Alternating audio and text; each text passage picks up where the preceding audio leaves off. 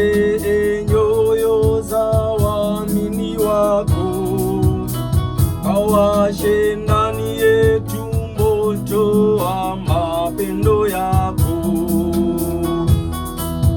Ziende nyoyo za waamini wako, kawashe ndani yetu moto wa mapendo yako.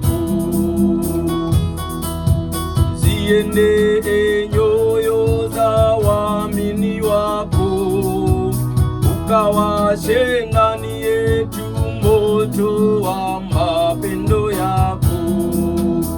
Ziende nyoyo za waamini wako, ukawashe ndani yangu moto wa mapendo yako.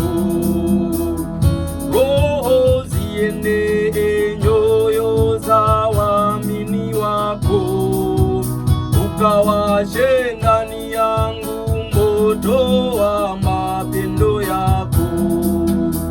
Ziende nyoyo waamini wako, ukawashe ndani yetu moto wa mapendo yako. Ziende nyoyo za waamini wako, ukawashe ndani yetu moto wa mapendo yako. Tumsifu Yesu Kristo. Basi nichukue nafasi hii niweze kukukaribisha tena katika siku ya leo. Karibu katika kipindi chetu cha semina kumsifu na kumwabudu Mungu. Na nimshukuru Mungu, leo tuna kipindi cha 9 tangu tumeanza mfululizo wa masomo. Basi siku ya leo tuna kipindi cha 9. Na kama ni mara yako ya kwanza kuweza kuingia kwenye akaunti hii, yako masomo mengi hapo juu utayaona. Nikuombe unaweza ukayapitia ukajifunza, ili upate kujua safari hii ilianzia wapi na inaelekea wapi. Lakini pia unaweza ukalike na ukasubscribe ili uweze kupata mfululizo wa masomo ambayo kila wiki huwa tunaachilia kipindi kimoja kwa ajili ya afya ya kujifunza habari za kumsifu na kumwabudu Mungu. Na nirudi tena kwenye neno ambalo linatuongoza kwenye masomo haya, linalotoka kwenye Zaburi ya 100 ule mstari wa 4, ambalo linasema, ingieni malangoni mwake kwa kushukuru, nywani mwake kwa kusifu, mshukuruni, lihimidini jina lake. Nitarudia tena, neno linasema, ingieni malangoni mwake kwa kushukuru, nywani mwake kwa kusifu, mshukuruni, lihimidini jina lake. Na katika kipindi kilichopita nilifundisha kwa nini tunapaswa kuibeba nia ya Kristo tunapokuja kwenye ibada ya kumsifu na kumwabudu Mungu. Yako mambo kadhaa ambayo nilieleza, sitaweza kuyarudia yote kutokana na muda tulio nao ni mfupi sana, lakini unaweza ukayapata kwenye vipindi ambavyo tayari nilisha upload kwenye akaunti yetu ya Lango la Sifa Daima.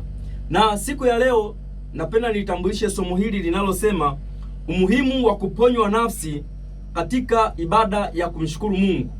Umuhimu wa kuponywa nafsi katika ibada ya kumshukuru Mungu.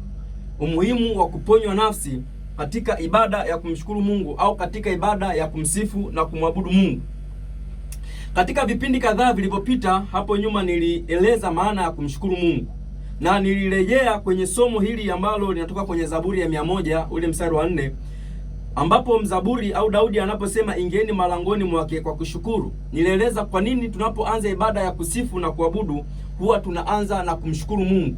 Nilitoa sababu mbalimbali ambazo unaweza ukapitia na ukajifunza. Sasa leo nakufundisha somo linalosema umuhimu wa kuponywa nafsi unapokuja katika ibada ya kumshukuru Mungu, au katika ibada ya kumsifu na kumwabudu Mungu. Na niseme ili uweze kumshukuru Mungu unahitaji kuponywa nafsi au moyo kama imeumia au imeugua. Kitu ambacho nimejifunza, watu wengi wanakuja kwenye ibada, lakini ni watu ambao wamekuja akiwa na majeraha mengi sana. Ni watu ambao wanataka matokeo, lakini ukiangalia ndani ya mioyo yao wana majeraha makubwa. Nilikueleza kwamba nimekaa kwenye timu za kusifu na kuabudu kwa muda mrefu. Kwa hiyo kitu ambacho nakifundisha ni maisha yangu ambayo nime experience katika huduma. Naweza nikasema sasa hivi ni kama mwaka wa 18 niko kwenye huduma ya kumsifu na kumwabudu Mungu. Kwa hiyo unagundua kwamba hawa ambao wanakuja kwenye ibada ni watu ambao wanaugua ndani ya mioyo. Wanaokuja ndani ya ibada, kwenye ibada, ni watu ambao mioyo yao imeumia, mioyo yao ina majeraha. Na wakati huo huo wanataka wakutane na Mungu wanapofanya ibada ya kumshukuru Mungu. Sasa mara nyingi sana ile eneo limekuwa ni kizuizi kwa wanasifa wengi, lakini pia kwa watu wengi ambao wanakuja kushiriki katika ibada ya kumsifu na kumwabudu Mungu. Sasa yako mambo matatu ambayo nataka niaweke msingi kwa siku hii ya leo. Hili somo litakuwa na mwendelezo wa vipindi vitatu mpaka 4 huko mbele. Lakini yako mambo matatu ambayo natamani niwekee msingi siku ya leo. Jambo la kwanza, ibada ya kushukuru inatoka ndani ya moyo wa mtu. Nilifundisha kwenye maana ya kushukuru, nilisema ni ibada inayotoka ndani ya moyo wa mtu, inayolenga kumwonyesha au kumweleza Mungu kwamba ninatambua uhusika wako kwenye maisha yangu na kwenye maisha ya wengine. Sasa kitu cha kwanza cha kufahamu kwamba ibada ya kushukuru inatoka ndani ya moyo wa mtu. Kwa hiyo ili itoke ndani ya moyo wa mtu imwelekee Mungu, inategemeana na moyo wa mtu uko katika hali gani. Kwa mfano, ukisoma kwenye Zaburi ya 9 mstari wa kwanza, neno la Mungu linasema, nitakushukuru Bwana kwa moyo wangu wote. Si kwa moyo tu, kwa moyo wangu wote nitayasimulia matendo yako yote ya ajabu. Okay, Zaburi ya 111 mstari wa kwanza, Zaburi anasema tena, haleluya, nitakushukuru Bwana kwa moyo wangu wote. Kwa hiyo unaweza kuona kumbe ibada hii ambayo tunaieleza ni ibada ambayo inatoka ndani ya moyo wa mtu. Ndio maana kuna umuhimu mkubwa sana wa wewe kuponywa moyo wako, kuponywa nafsi yako, ili uweze kumfanyia Mungu ibada ambayo iko katika hali ya usahihi ndani ya moyo. Kwa nini? Kwa sababu tunapomsifu Mungu hatuimbi nyimbo. Tunapomsifu Mungu hatufanyi sherehe. Tunapomshukuru Mungu hatuzungumzi tu maneno holela.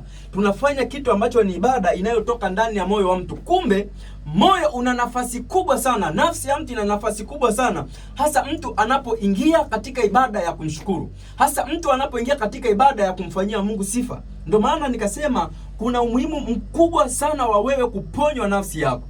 Unaona? Ukiangalia kwenye Zaburi ya 138 mstari wa kwanza, anasema nitakushukuru kwa moyo wangu wote. Hii mistari yote inayokupitisha inaeleza namna ambavyo moyo unahusika katika kumshukuru Mungu.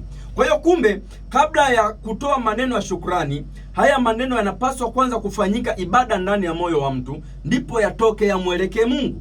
Tofauti na hapo, kama hajafanyika ibada ndani ya moyo wa mtu, haya maneno yatakuwa tu ni maneno kama maneno mengine. Mtu anaweza kusema nashukuru, asante, lakini kile kitu kiko ndani ya moyo. Lakini unaporudi katika ibada, lazima kwanza haya maneno yaanzie ndani ya moyo wa mtu. Ndio maana kwenye Zaburi ya 138 mstari wa kwanza, Daudi anasema nitakushukuru kwa moyo wangu wote, mbele ya miungu nitakuimbia zaburi. Kwa nini? Kwa moyo wangu wote. Kwa jambo la kwanza nalokuwekea msingi, nataka ufahamu kwamba swala la kushukuru ni swala la moyo. Ndio maana unapaswa kuponywa moyo wako au nafsi yako katika kumshukuru Mungu au unapokuja kwenye ibada. Sasa jambo la pili nalotaka nikuwekea msingi, naenda polepole kidogo, mbeleni tutazidi kufunguka. Jambo la pili nalotaka kuwekea msingi ni hili: hali ya moyo inaweza kuamua ibada unayoifanya. Hali ya moyo wako inaweza kuamua ni ibada gani unaipeleka mbele za Mungu. Jambo mojawapo linaloweza kuwa kikwazo cha kumshukuru Mungu ni hali ya moyo wa mtu. Hebu fikiria, huyu mtu pengine anaenda kwenye ibada, alafu wakati huo huo anapokea taarifa ya kuachwa na mpenzi wake. Au anaenda kwenye ibada, wakati huo huo anapokea taarifa ya msiba. Anaenda kwenye ibada, wakati huo huo anapokea taarifa ya majonzi. Na wakati huo watu wanamsubiria kama kiongozi aje katika ibada ya kumshukuru Mungu, katika ibada ya sifa. Kwa hiyo unagundua ile hali inayoingia ndani ya moyo inaweza ikawa ni kikwazo kikubwa sana kwa huyu mtu kushindwa kumsifu au kushindwa kumfanyia Mungu ibada ya kushukuru.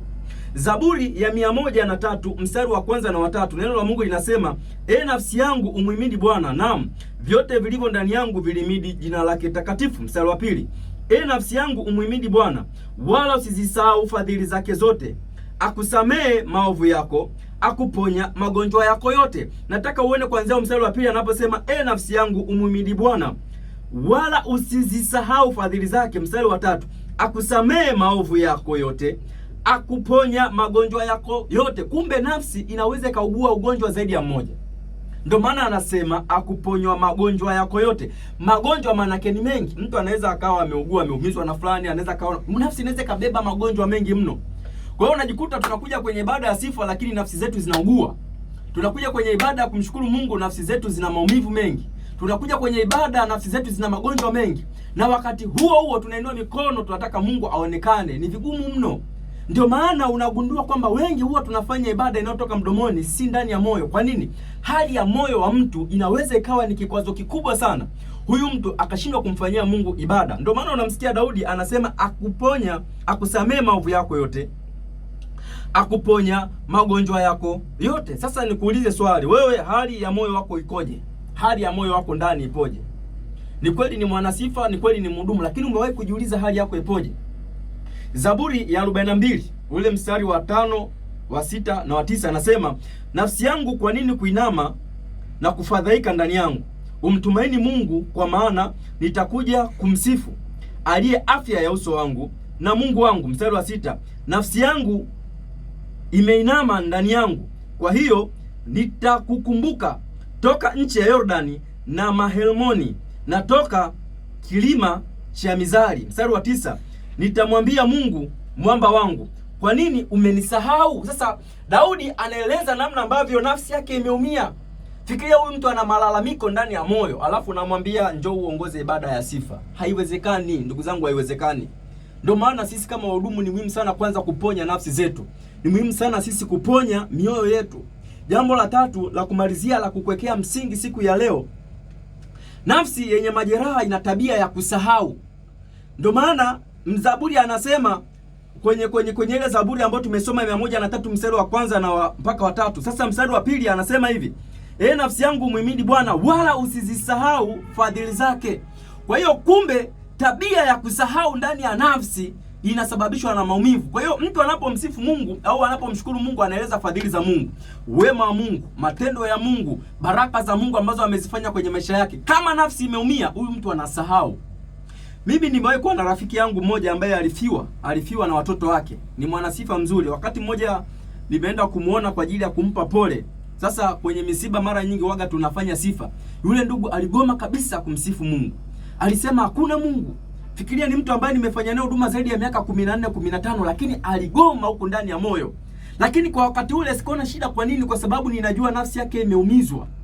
Kwa hiyo kama nafsi yake imeumizwa, anaweza akasahau fadhili za Mungu, anaweza akasahau mema ya Mungu, anaweza akasahau Mungu alipomtoa. Kwa nini? Kwa sababu nafsi ikiumia uwaga ina tabia ya kusahau ndani yake, ina tabia ya kusahau ndani yake. Na wakati mwingine nafsi ikiumia ina tabia kufanya vitu pole pole. Ndio maana unaweza kukuta ni mwanasifa, ni mzito, ni mzito. Amekaa kwenye huduma kusifu na kuabudu na zaidi ya miaka 3, miaka 4, miaka 5, wengine mpaka miaka 10, 15, lakini hana hatua, mtu mzito. Sasa ukishaona dalili hizo, unagundua kwamba huyu mtu ana shida kwenye nafsi yake. Na hawa watu tunao wengi sana. Hili somo litakuponya na hili somo litakusaidia sana. Kwenye kipindi kinachofuata nitakuja kukufundisha namna ambavyo unaweza ukautibu moyo wako, namna ambavyo unaweza ukautibu moyo ulioumizwa katikati ya majeraha ya kitumishi, kwa sababu unaweza ukaumizwa na maisha, lakini pia unaweza ukaumizwa na hali ya kitumishi. Huku kwenye huduma wakati mwingine watu wameumizwa. Sasa unawezaje kutibu moyo, lakini unawezaje kubakia katika nafasi ya kumsifu na kumwabudu Mungu? Jitahidi kufuatilia ili somo kwa vipindi vinavyoendelea. Mungu akubariki sana, ninakupenda. Majina yangu ninaitwa Mwalimu Beni. Unaweza ukalike na kusubscribe uendelee kupata vipindi vinavyofuatia. Asante sana na Mungu akubariki. Tumsifu Yesu Kristo.